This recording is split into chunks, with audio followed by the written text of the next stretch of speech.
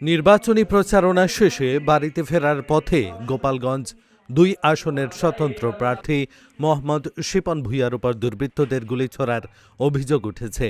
শুক্রবার রাত ৮টার দিকে গোপালগঞ্জ সদর উপজেলা চন্দ্র দিঘলিয়ার নতুন চর ভূঁইয়াপাড়া এলাকায় এই ঘটনা ঘটে।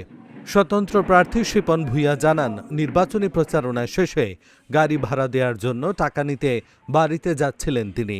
এ সময় বাড়ির রাস্তার ওপর উঠতেই তাকে লক্ষ্য করে গুলি ছোড়ে দুর্বৃত্তরা। এ সময় প্রাণ বাঁচাতে গেলে পড়ে গিয়ে আহত হন তিনি। তবে কে বা কারা এই ঘটনা ঘটিয়েছে তিনি তা বলতে পারেননি। ঘটনার পর পুলিশ ঘটনাস্থল পরিদর্শন করেছেন। এ ব্যাপারে অভিযোগ দায়েরের প্রস্তুতি চলছে বলে জানিয়েছে পুলিশ।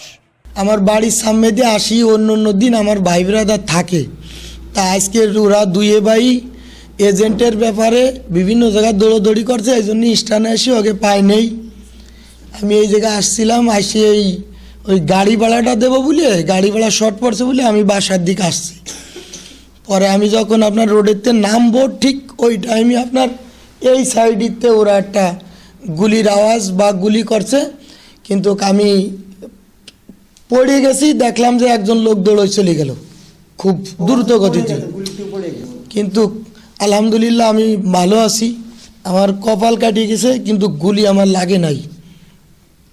দেখেন গুলি কারা করছে বা কিভাবে করছে এটা 100% শিওর দিয়ে আমি কিছু বলতে পারতেছি না। আপনারা হয়তো জানেন আমাদের চন্দ্র দিঘলিয়া 2 জন প্রার্থী, এখন কে বা কারা গুলি করছে ওইভাবে আমি তাদের দিকে আঙ্গুল তুলে আমার কিছু বলার মতো নাই, যেহেতু আমি লোক দেখি নাই।